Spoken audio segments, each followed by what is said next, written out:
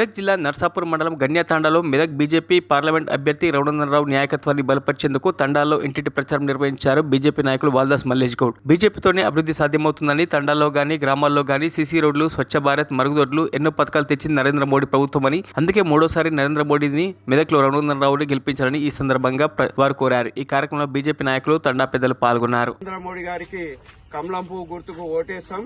మరి మెదక్ అభ్యర్థి రఘునందనరావు గారిని భారీ మెజార్టీతో గెలిపించాలని వీళ్ళందరూ కూడా చెప్పడం జరిగింది. మరి ఈ తాండాలో ఈ సీసీ రోడ్లు కానీ, మరి ఇప్పుడు ఇక్కడ వెలుగుతున్న ఎల్ఈడి లైట్లు కానీ, మరి బాత్రూములు కానీ, మరి రేషన్ బియ్యం కానీ, ఇవన్నీ కూడా నరేంద్ర మోడీ స్కీమ్ల వల్ల ఢిల్లీ నుంచి ఇప్పుడు ఈ గల్లీ వరకు కూడా రావడం జరిగింది. నరేంద్ర మోడీ ఢిల్లీలో కూర్చున్నా కానీ గ్రామాలు ఎట్లున్నాయి, గ్రామాల బాగు కోసం ఏమి చేయాలి అనేది ఆలోచిస్తూ మరి ప్రతి గ్రామం కూడా ఇవాళ ఇంతో కొంత అభివృద్ధి చెందిందంటే కేవలము నరేంద్ర మోడీ గారితోనే అభివృద్ధి చెందింది.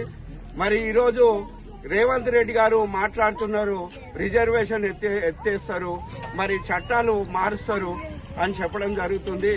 ఇవన్నీ కూడా అబద్ధం మాటలు.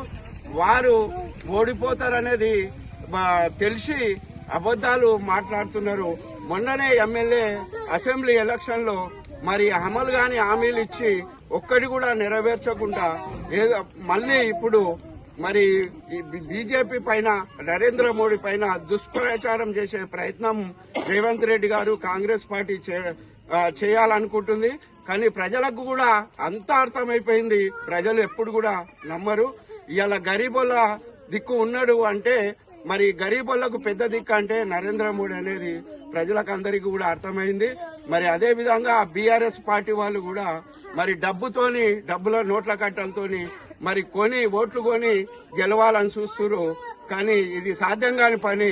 మరి నరేంద్ర మోడీ దేశానికి చేసిందంతా కూడా ప్రజలకు తెలిసిపోయింది. ఈ గ్రామాలలో ఏం చేసిండు అనేది ప్రజలకు తెలిసిపోయింది. కాబట్టి మరి ప్రతి తాండకు పోయినా, ప్రతి ఊరికి పోయినా గానీ, ఎవరిని అడిగినా గానీ బీజేపీ కమలం పువ్వు గుర్తు రఘునందనరావు అని మెదకు మరి పార్లమెంటులో భారీ ఎత్తున మెజారిటీతోని రఘునందనరావును గెలిపించుకుంటామని చెప్పి ఈ తాండా వాసుల సమక్షంలో మరిన్ని అప్డేట్స్ కోసం మా ఛానల్ ని సబ్స్క్రైబ్ చేయండి.